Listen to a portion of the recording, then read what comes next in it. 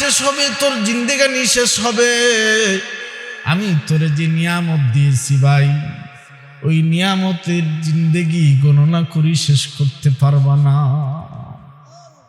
এত পরিমাণ আমাদের নিয়ামত দিয়েছি। মাহতারাম হাজিরিন, চকুর পানির অনেক দাম। আমরা তো বর্তমানে ফিতনায় জর্জরিত হয়ে গেছি। দুনিয়ার বাহ্যিক জিনিস নিয়ে আমরা সবাই ব্যস্ত হয়ে গেছি, আখিরাতকে আমরা ভুলে গেছি। মুহতারাম হাজিরিন, আগে মুরব্বীরা বলতেন, শুনতাম যে বুড়া হলে মানুষ মারা যায়। ঠিক না বেটি? বুড়া হলে মানুষ মারা যায়। কিন্তু বর্তমানে দেখেন, সুস্থ যুবক, টাটকাটা যুবক স্ট্রোক করে মারা যায়। দেখছেন না আপনারা? দেখছেন তো?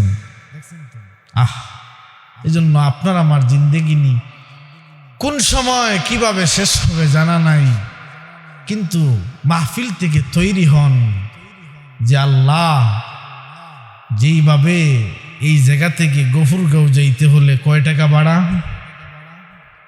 জুড়ে বলেন। 30 টাকা পকেটে ঢুকাইতে হয়, তারপরে গাড়িতে উঠতে হয়। ঠিক তদ্রুপ কবরও যাওয়ার আগে কবরের জিনিসটা আগে পকেটে নেন।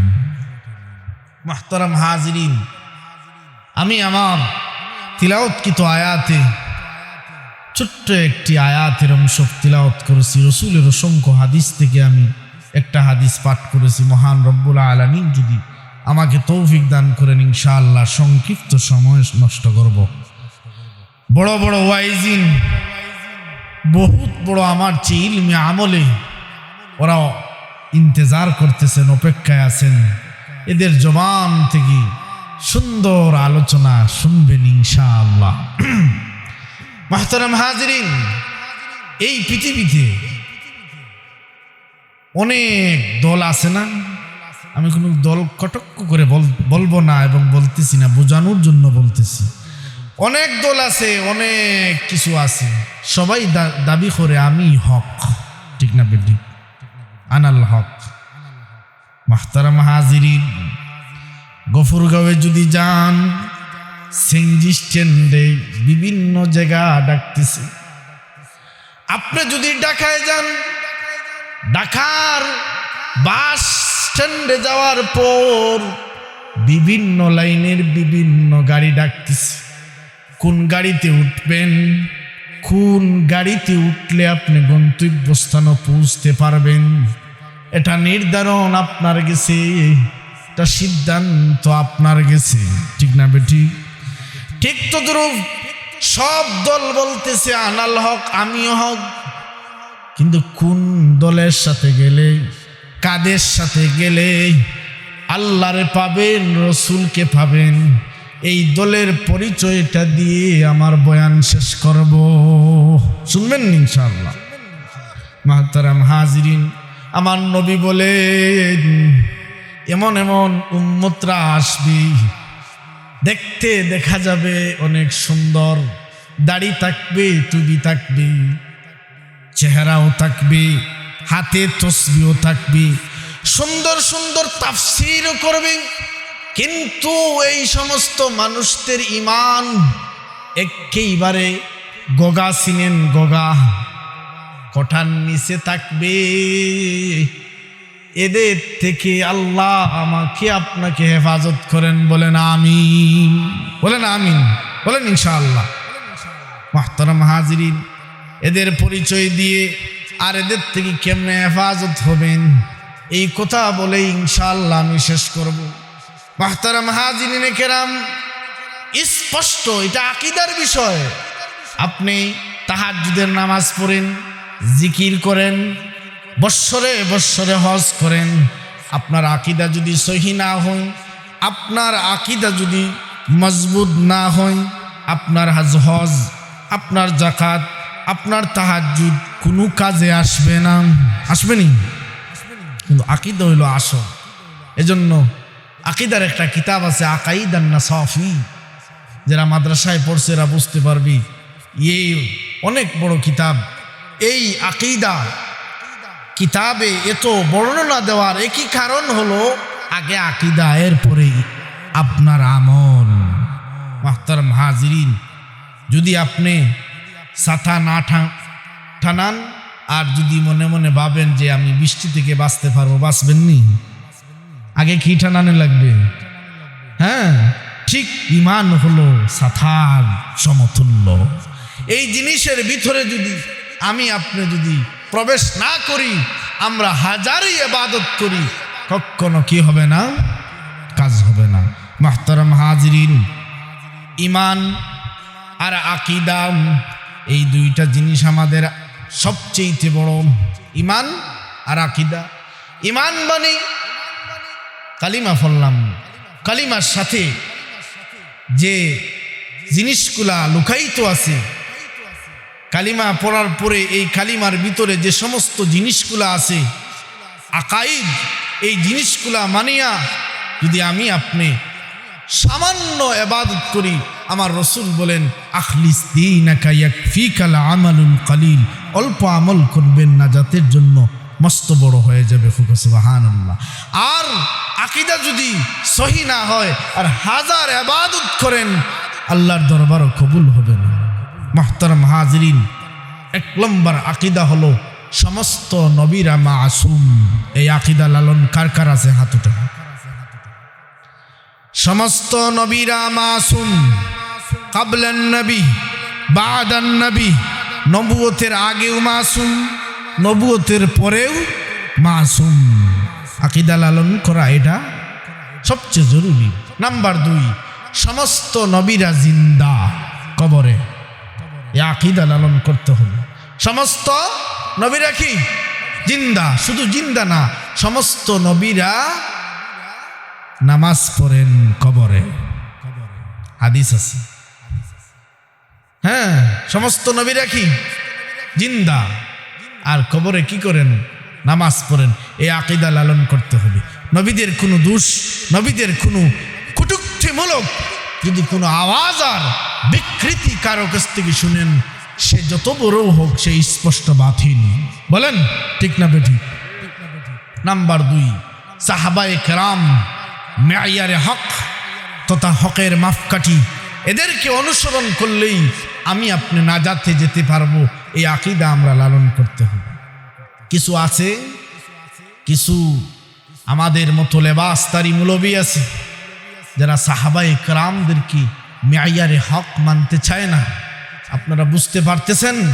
কিছু আছেন রাসূলদের দোষ খুঁজে, ওরা নাকি ভুল করেছে, সাহাবায়ে কেরাম ওরা নাকি ভুল করেছেন। হ্যাঁ, ইমাম আবু হানিফাকেও গালি দিয়ে, নাউজুবিল্লাহ। এই দলের এদের সাইনপুর থেকে নিজের ঈমান আর আমল হেফাজত রাখুন, বলেন ইনশাআল্লাহ। মুহতারাম হাজিরিন, আমি দলিল আদিল্লা সহ কিছু জিনিস আপনাদের সামনে তুলিয়া ধরব যে সাহাবায়ে কেরাম হকের মাপকাঠি কি না, এদের সঙ্গী এবং এদের ইত্তেবা অনুসরণ করলে আমরা জান্নাতে যেতে পারবো কি না। আল্লাহ কালামে বলেন, আনআমাল্লাহু আলাইহিম মিনান নাবিয়্যিন ওয়াস সিদ্দিকিন ওয়াস শুহাদাই ওয়াস সালিহিন। আল্লাহ সুবহানাহু ওয়া তাআলা পবিত্র কুরআনুল কারীমের মধ্যে বলেন যে নবীগণ, সিদ্দিকগণ, শহীদগণ এদের অন্তর্ভুক্ত যদি হতে পারো, এরাই নাজাত প্রাপ্ত দল। এদের অন্তর্ভুক্ত হলেই আপনি হেদায়েতের রাস্তা যাবেন। সুবহানাল্লাহ বলেন। আল্লাহ বলেন নবীগণ, নবী আসেননি নাই, সিদ্দিকগণ, সিদ্দিক বলতে সাহাবায়ে কেরাম। সুবহানাল্লাহ বলেন। আল্লাহ বলছেন এদের অনুসরণ, ইত্তেবা করাই আমাদের লাগবে, জরুরি। ওয়াস সালিহিন, নেককার আল্লাহওয়ালাদের সাহবত আমরা দরাই জরুরি। বর্তমান জমানায় ওয়াজিব। হক্কানি বুজুর্গের সাহবতে যাবেন, বলেন ইনশাআল্লাহ। একটা দলিল পাইলেন যে সাহাবায়ে কেরামের ইত্তেবা অনুসরণ আমরা করা লাগবে কি লাগবে না? লাগবে। নাম্বার 2, আল্লাহ বলেন ওয়াস-সাবিকুনাল আউয়ালুন মিনাল মুহাজিরিনা ওয়াল আনসার والذين اتبعهم بإحسان رضي الله عنهم ورضوا عنه আল্লাহ সুবহানাহু ওয়া তাআলা এই আয়াতের মধ্যে দুই শ্রেণীর সাহাবায়ে কেরামের নাম ধরছেন। কয় শ্রেণীর? দুই শ্রেণীর সাহাবী। এক শ্রেণী হলো আনসার আর এক শ্রেণী হলো মুহাজির। সুবহানাল্লাহ বলেন। মুহাজির কারা, আনসার কারা? সুন্দর করে শুনেন। আমার রাসূলের সাথে যারা মক্কা থেকে মদিনার সাথে আসছিলেন এদেরকে বলা হয় মুহাজির। কি বলা হয়? আর আমার রাসূলকে যারা ইস্তেকবাল করেছিল, আহলান সাহলান বলেছিলেন, আবু আইয়ুব আনসারী সহ ওনার সাথে যে সমস্ত সাহাবায়ে কেরাম ছিলেন তারা হলেন আনসার। সুবহানাল্লাহ বলবেন। এই দুই শ্রেণীর সাহাবায়ে কেরামের নাম ধরে আল্লাহ বলেন রাদিয়াল্লাহু আনহুম ওয়া রাদু আন। এদের আমলে আল্লাহ খুশি, এদের জিকিরে আল্লাহ খুশি, এদের চাল চলনে আল্লাহ খুশি, এদের খানাতে আল্লাহ খুশি, এদের বসায় আল্লাহ খুশি, এদের সর্ব অবস্থায় আল্লাহ খুশি। সুবহানাল্লাহ বলুন। যারা আল্লাহকে খুশি করছে এরা নিশ্চয় মেয়ারে হকের মাপকাঠি, ঠিক না বেটি? মাহতারাম হাজিরিন, দুইটা আয়াত শুনলেন। আরেকটি আয়াত শুনে আমি হাদিসে চলে যাব। আমার আল্লাহ আরেকটি আয়াতের মধ্যে বলেন সাহাবায়ে কেরামের মতো যদি তোদের ঈমান হয়, আমার ঈমান হয়, আপনাদের ঈমান হয়, আল্লাহ বলেন তুমি হেদায়েতের রাস্তায় হাঁটতেছ, ফাকাদ ইহতাদাও মিসলিহি। এরকম একটা আয়াত আছে যে তাদের ঈমানের মতো যদি আমাদের ঈমান হয় আমরা কি নাজাত প্রাপ্ত হোক। সুবহানাল্লাহ। এখন আসেন আমার নবী কি বলেন। আমার রাসূল সুন্দর করে একটি হাদিসের মধ্যে আনছেন, ইন্না বানি ইসরাঈল তাফাররাকাত আলা সিনতাইনি ওয়া সাবঈনা মিল্লাতান তাফতারিকু উম্মতি আলা সালাসিনা ওয়া সাবঈনা মিল্লাতান কুল্লুহুম ফিন্নার ইল্লা মিল্লাতুন ওয়াহিদাতুন কিলা মান হিয়া ইয়া রাসূলুল্লাহ ক্বালা মা আনা আলাইহি ওয়া আসহাবি। সুবহানাল্লাহ। এই হাদিস শরীফে আমার রাসূল বলেন বনি ইসরাইলের মধ্যে 72 ফিরকায় বিভক্ত হয়েছে ফিতনা। বনি ইসরাইল, ইন্না বানি ইসরাইল তাফাররাকাত আলা সিনতাইনি ওয়া সাবঈনা মিল্লাতান। বনি ইসরাইলের ফিতনা কয়ভাবে বিভক্ত হয়েছিল বলেন? 72। তাফতারিকু উম্মতি আলা সালাসিনা ওয়া সাবঈনা মিল্লাতান। আর আমার উম্মত হবে 73 ফিরকা, 73 ফিতনায় হোক নাউজুবিল্লাহ। কুল্লুহুম ফিন্নার, সব দল হবে জাহান্নাম। ইল্লা মিল্লাতুন ওয়াহিদাতুন, একটি দল হবে নাজাত প্রাপ্ত দল হোক। সুবহানাল্লাহ। ইল্লা মিল্লাতুন ওয়াহিদাতুন, একটি দল হবে। তখন সাহাবায়ে কেরাম জিজ্ঞেস করছিলেন ইয়া রাসূলুল্লাহ কিলা মান হিয়া ইয়া রাসূলুল্লাহ, একটি যে দল হবে সেই দলটি কোনটি গো নবী, আমাকে পরিচয় দেন। আমার রাসূল কি বলছেন? ক্বালা মা আনা আলাইহি ওয়া আসহাবি। সুবহানাল্লাহ বলে। ক্বালা মা আনা আলাইহি, নবী বলেন আমি আমার অনুসরণ অনুকরণ যে করবে। 2 নম্বর ওয়া আসহাবি। সুবহানাল্লাহ। 2 নম্বর কাদের নাম বলছেন বলেন? সাহাবায়ে কেরামের নাম। ও মুহতারাম হাজিরিন, সাহাবায়ে কেরামের নাম আমার রাসূল বলেন যে যে সাহাবায়ে কেরাম আমার পরে আমার সাহাবায়ে কেরামকে যারা অনুকরণ ইত্তেবা করবে তারাই হবে নাজাত প্রাপ্ত দল। হোক সুবহানাল্লাহ। এতে বোঝা গেল কি সাহাবায়ে কেরামে আইয়ারে হক কিনা? হ্যাঁ বলেন মুহতারাম হাজিরিন। 2 নম্বরে আমার নবী বলেন কালা আসহাবি খান্নুজুম বিআইয়ি ইক্তাদাইতুম ইহতাদাইতুম। সাহাবায়ে কেরাম এক একজন আকাশের নক্ষত্রের মতো। বলেন সুবহানাল্লাহ। এদের কাছ থেকে যাকে অনুকরণ করবা তোমরা হেদায়েতের আলো লাইট পেয়ে যাবা। সুবহানাল্লাহ। বলেন মুহতারাম হাজিরিন, সাহাবায়ে কেরাম হযরত বেলাল, হযরত উসমান, হযরত আলী, এদের কোনো সম্মান ছিল না, এদের কোনো ইজ্জত ছিল না। আমার রসুলের সাহবত পাইয়া, আমার রসুলের অনুসরণ, রসুলের হাতে বায়াত, রসুলের হাতে কালিমা পড়ার কারণে এদের মাকাম আল্লাহর আরশ থেকে আরো বেশি। বলুন সুবহানাল্লাহ। বলতে পারেন কেমনে হুজুর? হ্যাঁ, হযরত আমার রসুল যখন মেরাজে গেলেন, ইত্তু শাবান মাসের আগের মাস কোন মাস ছিল? রজব মাসে 27 তারিখে। যখন ইখতিলাফ আছে, মতানক্য আছে, কিন্তু সবাই ঐক্যমত হইয়া একটা তারিখ বলছেন 87 রাত। আমার রসুল যখন মেরাজে গেলেন, আল্লাহু আকবার, সেই মেরাজে গিয়ে হযরত বেলালের জুতার আওয়াজ শুনছেন। বলেন সুবহানাল্লাহ। আমার রসুল আসার পরে বললেন, বেলাল তোমার কি আমল, যে আমলের কারণে আমি জান্নাত থেকে তোমার জুতার আওয়াজ শুনছি?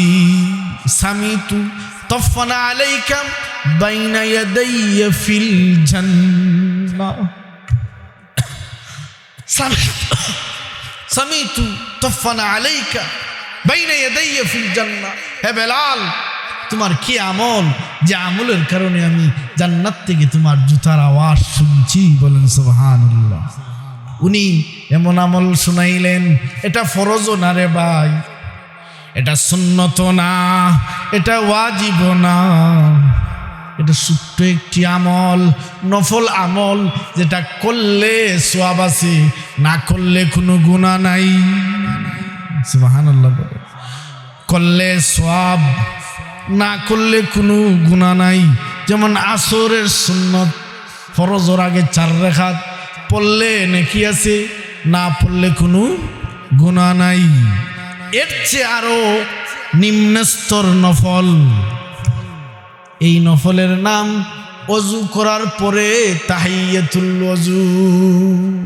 সুবহানাল্লাহ। বলে তাহিয়াতুল ওযু সুন্নত 2 রাকাত আমল করার কারণে হযরত বেলালের মাকাম কত উঠছে ভাই। আল্লাহু আকবার। জান্নাত থেকে আমার রসুল সামিতু তফানা আলাইকা বাইনা ইয়াদাইয়া ফিল জান্নাহ, জান্নাত থেকে জুতার আওয়াজ শুনছেন। সুবহানাল্লাহ বলেন না? এজন্য ভাই অল্প আমল করবেন, মানুষ দেখবে আপনি কৃষক, মানুষ দেখবে আপনি শ্রমিক, মানুষ দেখবে আপনি ড্রাইভার, কিন্তু আল্লাহর কাছে হবেন মস্ত বড় ওলি। সুবহানাল্লাহ বলেন। একটা জিনিস শিখিয়া যান, অলি হইতে গেলে মুফতির প্রয়োজন না, অলি হইতে গেলে মুহাদ্দিস আলেম লাগবে না। বলতেন কেমনে? আশ্চর্য কথা। আরে ইতিহাস পড়েন, আমরা তো খালি ফেসবুক চালাইতেছি, ইতিহাস পড়লে পাওয়া যাবে। ভারতবর্ষে না, উপমহাদেশের মধ্যে একজন আল্লাহর ওলি ছিলেন, খাজা কুতুবউদ্দিন বখতিয়ার কাকি রহমতুল্লাহ আলাইহি। জানাজার ইমামতি করছে কোনো আলেম না, কোনো মুফতি না, সাধারণ একজন মানুষ, বাদশাহ সুলতান শামসুদ্দিন আলতামাস। উনি যে জিনিস ওসিয়ত করে গেছেন, লক্ষাধিক আলেমের মাঝে আমল নাই। কুতুবউদ্দিন বখতিয়ার কাকি ইন্তেকালের সময় বলছিলেন, আমার জানাজার ইমাম হবে সে যে 5টি গুণে গুণান্বিত। সুবহানাল্লাহ বলেন। এই 5টি গুণ এমন গুণ, জানাজার নামাজে এই গুণ কারো ভিতরে পাওয়া যায় নাই। আল্লাহর ওলি শুধু তা বলেন নাই, বললেন এই 5টি গুণে গুণান্বিত যদি কোনো মানুষ পাওয়া যায় না, আমি খাজাকে বিনা জানাজায় দাফন দিও। সুবহানাল্লাহ বলেন। উনি মারা গেছেন, লক্ষ লক্ষ মানুষ ওনার জানাজায় হাজির। জানাজার সামনে নিয়ে এলান করা হলো, 5টি গুণে গুণান্বিত কোনো মানুষ হলে আজকে ওনার কুতুবউদ্দিন বখতিয়ার কাকির জানাজা উনি পড়াবেই। যদি এই 5টি গুণে গুণান্বিত কোনো মানুষ না পাওয়া যায়, বিনা জানাজায় ওনাকে দাফন করার উনি ওসিয়ত করে গেছেন। শেষ পর্যায়ে আল্লাহু আকবার, কেউ এই গুণে গুণান্বিত নাই। এলান হয়ে গেছে বিনা জানাজায় দাফন হবে। ওই সময় পিছন থেকে একজন হাত উঠাইয়া চকুর পানি ছেড়ে দিয়ে হযরতের কাছে এসে কাফন থেকে কাফন সরাইয়া মুখের দিকে তাকাইয়া বলে, রে হে খাজা, এই আমলটা একমাত্র আপনি জানতেন, আর পৃথিবীর কোনো মানুষ জানতো না। আজকে তুমি চলে গেছো, লক্ষ কোটি মানুষের সামনে আমার আমলকে জাহির করে গেছো। ও খাজা, কিয়ামতের দিন যেন তুমি আমাকে না বলো। সুবহানাল্লাহ। এই 5টি আমল এমন আমল, আল্লাহু আকবার, কোনোদিন তাহাজ্জুদের নামাজ যার কাজা নাই, কোনোদিন নামাজ তো দূরের কথা, সুন্নতে গয়রে মুআক্কাদাও যার কাজা নাই, কোনোদিন আল্লাহু আকবার নজরে ফুজাক যারে হয়, নারীর দিকে অনিচ্ছাকৃত বছরে নজর গেছে, সরাইয়া ফেলছে, এরকম আমল। আল্লাহু আকবার। এইরকমভাবে আর 2টা আমল আছে। এই আমলগুলা বালেগ থেকে নিয়ে এই যাবৎ পর্যন্ত যার নাই সে হবে ইমাম। সুবহানাল্লাহ। সেই দিনের ইমামতি করছেন কোনো মুফতি না, কোনো মুহাদ্দিস না, কোনো আলেম না, সাধারণ মানুষ। সুলতান শামসুদ্দিন আল তামাস, উনি ছিলেন দিল্লির তদানীন্তন সময়ে বাদশাহ ছিলেন। সুবহানাল্লাহ। এতে বোঝা গেল ভাই, অলি হইতে গেলে বড় মুহাদ্দিস বুজুর্গ হওয়া লাগে না। অলি, আল্লাহু আকবার। কুতুবউদ্দিন বখতিয়ার কাকির ঘটনা বললাম, আরেকজন আল্লাহর অলি ছিলেন। হ্যাঁ, আল্লাহু আকবার। উনার আমল এমন ছিল, কোনোদিন তাহাজ্জুদ তো কাজা হওয়া দূরের কথা, কোনোদিন এই জবান দ্বারা আল্লাহ শব্দ বন্ধ হয় নাই। সুবহানাল্লাহ। ওই ব্যক্তি যেদিন মারা যায়, সেই দিনও একদিন মুসিবেটা মারা গেছিল। এই মুসিবেটার সম্মান এই আল্লাহর অলির চারও ঊর্ধ্বে ছিল। সুবহানাল্লাহ। এজন্য মুহতারাম হাজিরিন, আমল করবেন। সবচেয়ে বড় হাতিয়ার ভাই আমল। আর আমলের আগে আকীদা পরিষ্কার করতে হবে। উলামায়ে কেরাম আহলুল্লাহদের সহবতে যাবেন, আল্লাহওয়ালাদের সহবতে যাবেন, দেখবেন নিজের দিল পরিবর্তন হবে। নিজের গুনাহ, নিজে যে গুনাহ করছেন সেটার বুঝার একমাত্র হাতিয়ার হলো আল্লাহওয়ালার সহবতে যাবেন। বলেন ইনশাআল্লাহ। ও ভাই, নিজে ডাক্তার হইতে গেলে কিসে ভর্তি হওয়া লাগে বলেন? ইঞ্জিনিয়ার, ডাইভিং করার লাগে যদি মেডিকেলে ভর্তি হয়ে ডাইভিং শিখতে পারবেন? আরব ড্রাইভারের দ্বারস্থ হতে হবে। ঠিক তদ্রূপ নিজের আত্মশুদ্ধি। মুহতারাম হাজিরিন, আমরা শারীরিক সুস্থতার জন্য, শরীরে কোথাও কিছু হয়ে গেলে, অসুস্থ হয়ে গেলে ডাক্তারে দৌড়ি শারীরিক সুস্থতার জন্য।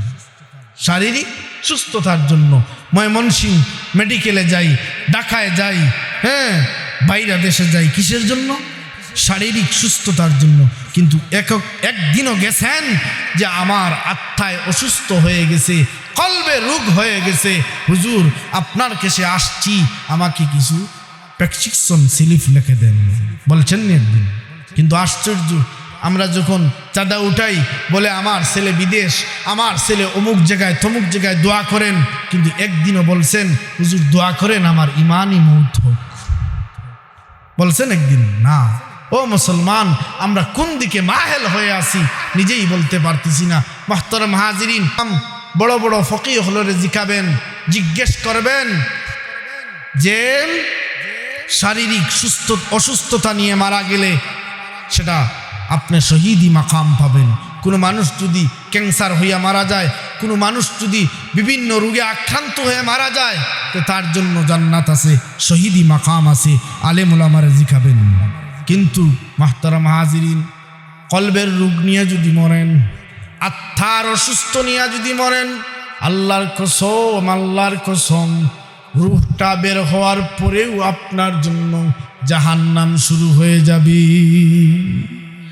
শারীরিক সুস্থতার জন্য অনেক ডাক্তার দেখান, আত্মা এবং কলবের অসুস্থতার জন্য আল্লাহর ওলিদের কাছে যাবেন, গিয়ে তাদের বায়াত নেবেন, এদের সশ্রবে যাবেন, ওদের থেকে কিছু দোয়া নেবেন, দেখবেন ইনশাআল্লাহ আপনার কলব পরিবর্তন হয়ে যাবে। মোবাইল ব্যবহার করতে করতে যেরকমভাবে মোবাইলের চার্জ চলে যায়, ঠিক তদ্রূপ আমরা আলেম থেকে সরতে সরতে আমাদের কলবে ঈমান শেষ হয়ে যাচ্ছে। জন্য আল্লাহওয়ালার কাছে যাবেন, উলামায়ে কেরামের কাছে যাবেন। এজন্য সহবত এমন একটা জিনিস। আরে ভাই, আপনি যদি মাছের বাজারে যান, মাছের দুর্গন্ধ আসে। শুটকির বাজারে গেলেন, শুটকির দুর্গন্ধ আসে। যে আতর ব্যবসা করে তার শরীর থেকে দেখবেন আতর বেরিয়ে আসে। তারে যদি জিজ্ঞেস করেন, ভাই আপনি কি আতর ব্যবহার করছেন? বলে না, আমি আতর ব্যবহার করি নাই। তারপরেও কেন তোমার শরীর থেকে আতরের ঘ্রাণটা আসে? উনি বলবে, আমি আতরের সাথে থাকতে থাকতে আতরের যে তাসিরটা আমার শরীরে আসছে, আর আমি আতর ব্যবহার করা লাগে না, অটোমেটিকভাবেই আতরের ঘ্রাণ আসে। আপনি আমি যখন আল্লাহওয়ালার সহবতে যাব, আল্লাহর ওলিদের কাছে যাব, যাইতে যাইতে থাকতে থাকতে আমাদের দিল পরিবর্তন হয়ে যাব। সুবহানাল্লাহ বলুন। এজন্য মুহতারাম হাজিরিন, আল্লাহওয়ালাদের সাথে থাকবেন, উলামায়ে কেরামের কে মহব্বত করবেন। কাল কিয়ামতের ময়দানে সবকে বলা হবে জান্নাতে যান, তো সব যাবে জান্নাতে, উলামায়ে কেরাম যাবে না। তখন আপনাদের মতো কিছু মানুষ আলেমদের দিকে তাকাই বলবে, হ্যাঁ এই জান্নাতের জন্য কত ওয়াজ করলেন, জান্নাতের জন্য হ্যাঁ কত নামাজ পড়লাম, আজকে যে কি জান্নাত পাইয়া আপনারা আসেন না? তখন উলামায়ে কেরাম বলবেন, জান্নাত পেয়েছি ঠিক, কিন্তু যার জন্য জান্নাত পাইলাম ওনাকে এখনো দেখা হয় নাই। রুইয়াতুল্লাহ, আল্লাহর দেখা এখনো হয় নাই। সেই দিন বুঝবেন আলেমের কত দাম। সেই দিন যারা গুনাহ করছে এদের সামনে প্রকাশিত হয়ে যাবে, আলেমদেরকে আল্লাহ প্রকাশ করবে। তখন আপনি আর আমি, কিছু মানুষ বলবে, হুজুর আপনি বাড়িয়া মসজিদের হুজুর না? উনি বলবেন, নাম, হ্যাঁ আমি তো আপনাদের মসজিদে একবার ইমাম ছিলাম। যে হুজুর আপনাকে আমি ইফতার করাইছি, আপনারে এক গ্লাস পানি দিছি, স্মরণ আছে? উনি বললেন, হ্যাঁ স্মরণ আছে, যে আজকে আপনি জান্নাতে চলে যাইতেছেন আর আমাকে জাহান্নামে রেখে যাচ্ছেন, আমি আপনাকে এক গ্লাস পানি খাওয়াইছি।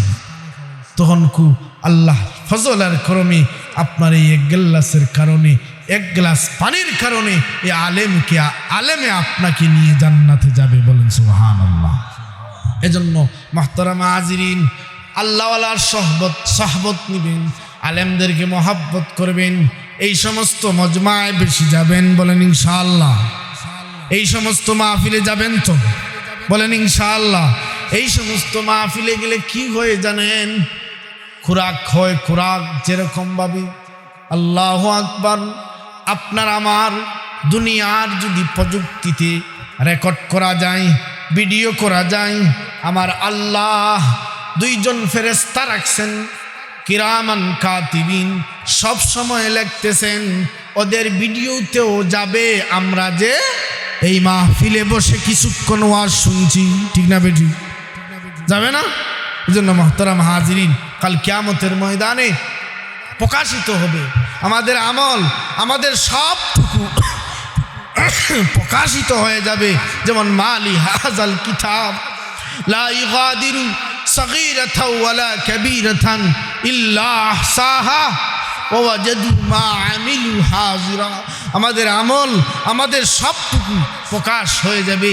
সেই দিন আফসোস করবে, আরে রব্বে করিম, আরে আল্লাহ, আমারে যদি ইরজিই, আবার যদি দুনিয়ায় পাঠাইয়া দিতা, আমি সুন্দর আমল করতাম, তোমারে ডাকতাম, পৃথিবীর সব জিনিসকে লাথি মারতাম, তোমাকে আমি আপন বানাইয়া নিতাম। সেই দিন আফসোস করে কোনো কাজ হবে না। এজন্য দুনিয়ায় যতদিন আছেন কি করেন? আল্লাহরে রাজি করি যান। ভাই, আমরা দুনিয়াইরে আপন বানাইছি, আল্লাহরে যদি আপন ভাবতাম, নবীজির তরিকাকে যদি আমরা মনে প্রাণে অন্তরে নিতাম, আমরা আল্লাহর ওলি হয়ে যেতাম। মুহতারাম হাজিরিন, যুবকরা বুঝবে। একটা কথা বলি, একটা যুবক যদি একটা মেয়ের প্রেমে পড়ে, মেয়ের পছন্দ করে, যদি বলে আমি তোমাকে বিয়ে করে ছাড়বই, একদিন সফল হয়, ঠিক না বেটি? এমন ওয়াদা যদি করে আমি তোমাকে ছাড়া বিয়ে করব না, তুমিও করিও না, এরকম যদি ওয়াদা করে, দেখবেন একদিন, 1 বছর 2 বছর পরে সফল হয়, ঠিক না বেটি? ঠিক তদ্রুপ আপনি আর আমি যদি আল্লাহ আকবার, আল্লাহ আইন অনুযায়ী যদি বলতাম, আল্লাহ কোনোদিন ফরজ নামাজ ছাড়ব না, তোমার রসুলের সুন্নত ছাড়ব না, ইনশাআল্লাহ আমরাও একদিন আল্লাহর পেয়ারা হয়ে যেতাম।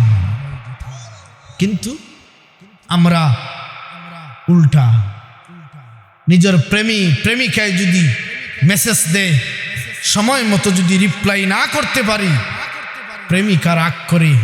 আর আমার আল্লাহ দৈনিক 5 বার মসজিদে মুয়াজ্জিনের আথানে ডাক দিছে, আপনি কয়বার জবাব দিছেন?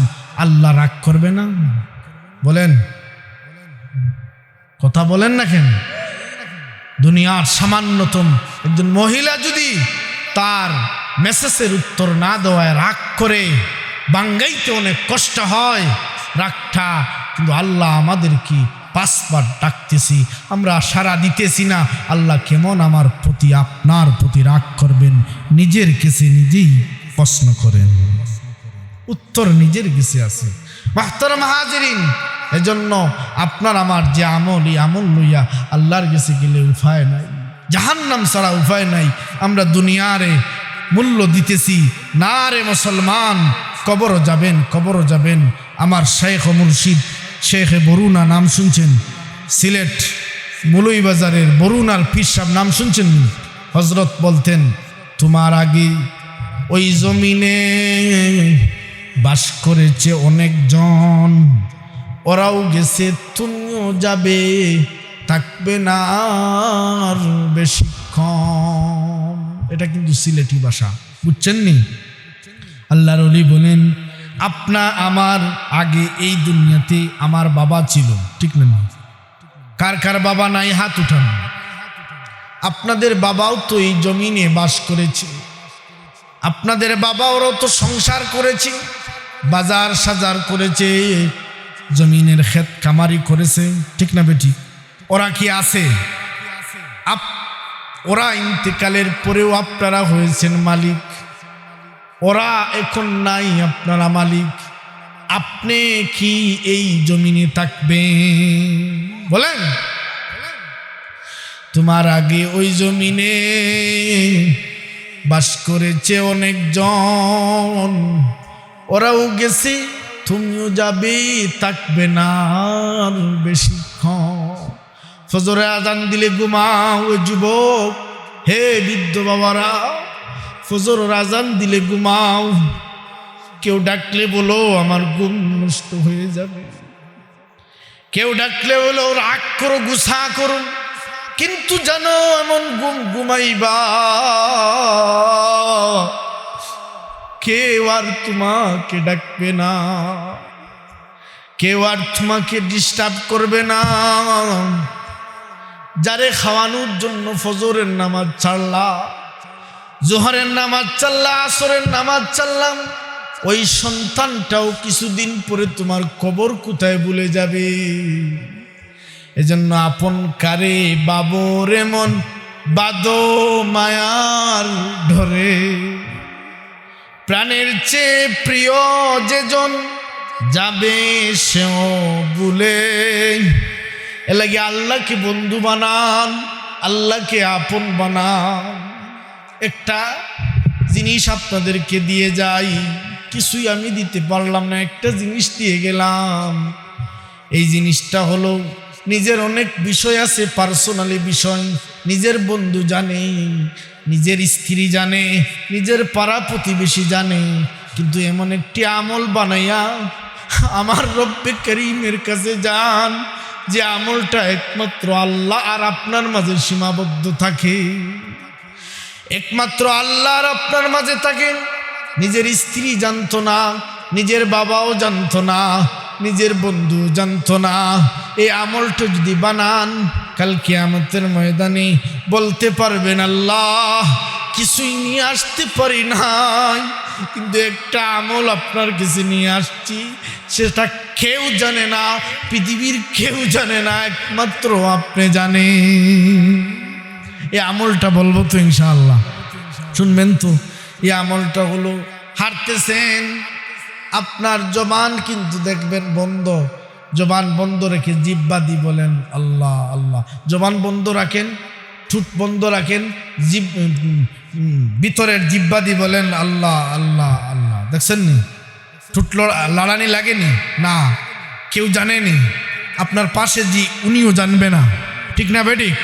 আপনি বিচারও বসছেন, যতক্ষণ আপনি মাতবেন পয়েন্ট ধরে বাকি স্টপ হয়ে আল্লাহর জিকির করতে থাকেন, পৃথিবীর কেউ জানবে না, আপনার পাশের লোক জানবে না, কিন্তু আপনি অনবরত আল্লাহর জিকির করতেছেন। সুবহানাল্লাহ বলেন। কাল ময়দানে মাহশরে আল্লাহর নৌকট্য সবচেয়ে কাছের হবে তারা যারা বেশি জিকির করবে, যারা খোদা সুবহানাল্লাহ। এলাই সবচেয়ে জিকির করবেন, শেষ সাথে উঠবেন, জিকির করবেন, ইনশাআল্লাহ আপনার জিকিরে আল্লাহর আরশে ধাক্কা লাগবে ইনশাআল্লাহ। মুহতারাম হাজিরিন, একটা জিনিস বলি, আপনার বাড়িতে যদি একজন চাকর রাখেন, চাকর বুঝেন, একজন চাকর যদি রাখেন, তার ডিউটি হলো সকাল 10টা থেকে 4টা পর্যন্ত ডিউটি। কি দিছেন? ডিউটি দিছেন কয়টা পর্যন্ত বলেন?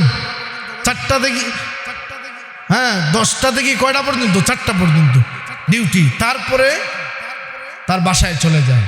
কিন্তু এই চাকরটা যদি 10টা না 7টার সময় আসে আর বাদ এসা যায়, তার দিকে আপনার আর নজর কেমন তা আপনি বলেন? বেতন যদি তাকে 10,000, এক্সট্রা দিবেন আরো 5,000, 15,000। বলেন যদি কেন বেতন দেন? না, আমার এই ব্যক্তি ধার্মিক, 10টার সময় আসার কথা আসে 7টায়, 4টার সময় যাওয়ার কথা যায় এসার পরে। এমন লোক তো আমার টাকা ভাগ্য। ঠিক তো দ্রুব আমার আল্লাহ কিছু বিধান দিয়েছেন। আরেকটা কথা শুনেন, এই 10টা থেকে 4টা পর্যন্ত যদি কাম, এই কামটার মধ্যে যদি সে গাফলাতি করে, মালিক কি করবে বলেন? বের করে দিবে, ঠিক না বেটি? যে আমার সময় মতো কাজ করতেছে না। ঠিক আমার আল্লাহ 5 ওয়াক্ত নামাজ সবের জন্য ফরজ করছেন, বালেগ হওয়ার পর থেকে নিয়ে মৃত্যুর আগ পর্যন্ত প্রত্যেক বালেগ নাবালিগ সবার জন্য কি বলেন? নামাজ কি ফরজ, 5 ওয়াক্ত নামাজ ফরজ। এজন্য এটা পড়তেই হবে। যদি বন্দা পড়ে না, আল্লাহ শাস্তি দিবে কিনা বলেন? অবশ্যই শাস্তি দিবে। কিন্তু বন্দা ফজর পড়ে, আসর পড়ে, মাগরিব পড়ে, এশা পড়ে, আল্লাহু আকবার, সালাতুল আউয়াবিন নামাজ পড়ে, এশাকের নামাজ পড়ে, চাষ্টের নামাজ পড়ে, আল্লাহ বলেন ও ফেরেশতারা, বন্দার ডিউটি তো ছিল ফজর, জোহর, আসর, মাগরিব, এশা, সে যদি আরো এক্সট্রা আমল করে, সুবহানাল্লাহ, আল্লাহ তাআলা তাকে পছন্দ করি এমন একটি জিনিস তার উপাধি হয়, আর আল্লাহ তাআলার নৈকট্য লাভ হয়ে যায়। এদেরকে বলে আমাদের ভাষায় ওলি আল্লাহ। সুবহানাল্লাহ। মুহতারাম হাজিরিন, ওলি হয়ে কবরে যান, ওলি হয়ে কবরে যান, ফায়দা হবে। এজন্য মুহতারাম হাজিরিন, ওলি হওয়ার ফ্যাক্টরি হলো এই সমস্ত মাহফিল, ওলি হওয়ার ফ্যাক্টরি হলো বুজুর্গানে দিন। ভাই বিল্ডিং করছেন, জমি জামা সবটুকু ঠিক আছে, কিন্তু যদি আর আপনি আর আমি কোরআন পড়তে পারি না, আল্লাহরে রাজি করে কবরও যাইতে পারি না, আমাদের মতো বদভুক আর কপাল ভরা আসমানের নিচে জমিনের উপরে কেউ নাই। আল্লাহর এক অলি বলেন, হর ঘড়ি দেনে কে তু তৈয়ার হ্যাঁ, जो न मांगे उससे तू बेजार है, हम गुनाहगार और तू गफ्फार है, हम बुरे आई बू से तू सत्तार है। অর্থ বলার সময় নাই, একটা কথা আমি আবার বলে যাই, মুহতারাম হাজিরিনে কেরাম, ওলি আল্লাহ হলে কি হবে জানেন? আল্লাহ তাআলা আপনার দ্বারা এমন এমন জিনিসগুলা দিবে। মুহতারাম হাজিরিন, একটি কথা শুনুন, আমার চোখ আর আপনার চোখ সমান নেই না। ওই কোরআন শরীফ বের করলে প্রতিটা আয়াতের অর্থ ব্যাখ্যা একজন আলেম করতে পারে, আর আপনি এই কোরআন খুললে খালি আলিফ লাম মিম দেখেন, তো সমান নি? চোখ সমান নি? বলেন, মেধা সমান নি? যারা মিথ্যা কথা বলে না, চোখ দি গুনাহ করে না, কান দি গুনাহ করে না, এই সমস্ত মানুষদের আল্লাহ অলৌকিক একটা নিদর্শন দিয়ে দেয়। এরা যদি কোনো গুনাহগারের দিকে তাকায়, সে হেদায়েতের নজর যাবে। সুবহানাল্লাহ বলুন। যদি কোনো মানুষের পেট ব্যথা করে পানিতে ফু দেয়, আল্লাহ এই ফুয়ের মধ্যে শিফা ঢেলে দেবেন। সুবহানাল্লাহ। আরেকটা জিনিস আছে, কেউ কিছু দেখলে শেষ ঠাঠা পড়ে দিলেই, ঠিক না বেটি? গাভী ছিলেননি, গরুর গাভী যদি দুধ দেয় না, বুঝতে হবে যে কোনো একজন বালা মানুষে দেখছে। আপনাদের এদিকে শিম ক্ষেত হয়, শিম ক্ষেত চিনেননি? আমরা সিলেটে হয় উরি উরি শিম ক্ষেত, অনেক সুন্দর ফুল আসছে, ভালো ভালো শিম ধরছে। কেউ যদি কুনজর বুঝেন, অনেক সুন্দর আইছে, শেষ বাদর দিন থেকে শেষ ফসা ধরছে। এটা যেমন কারেন্টের হিটের মতো বদ নজর লাগে, ঠিক তো সুনজরও এর চেয়েতে দ্রুত গতিতে যায়। বলেন সুবহানাল্লাহ। এর লাগি আল্লাহওয়ালাদের সোহবতে যাবে। আপনাদের ময়মনসিংহে বহুত বড় একজন হুজুর আছেন, আব্দুর রহমান হাফিজি হুজুর, নাম শুনছেন?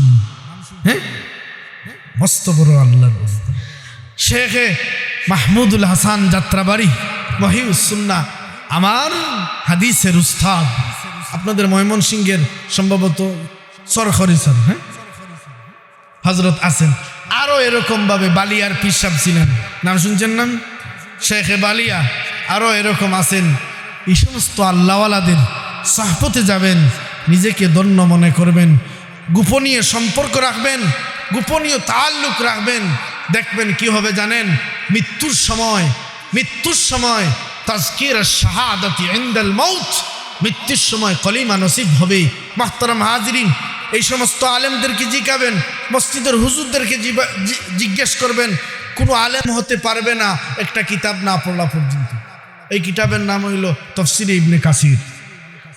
উনি যে লেখছেন, ইমাম ফখরুদ্দিন রাজি রহমতুল্লাহ আলাইহি, মৃত্যুর সন্নিকটের সময় উনি কোনো শায়েখ এবং মুর্শিদ ধরেন নাই। মৃত্যুর শেষ বয়সে উনি একজন শায়েখের কাছে বায়াত হয়েছিলেন। আল্লাহু আকবার।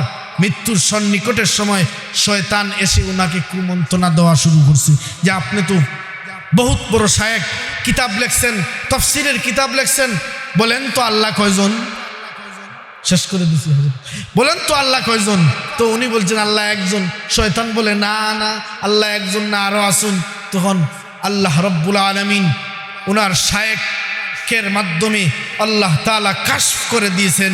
উনার শায়েখ বলতেছেন যে, ও ইমাম ফখরুদ্দিন, শয়তানের কাছে কিসের দলিল বলো? আল্লাহ বিনা দলিলে আল্লাহ একজন।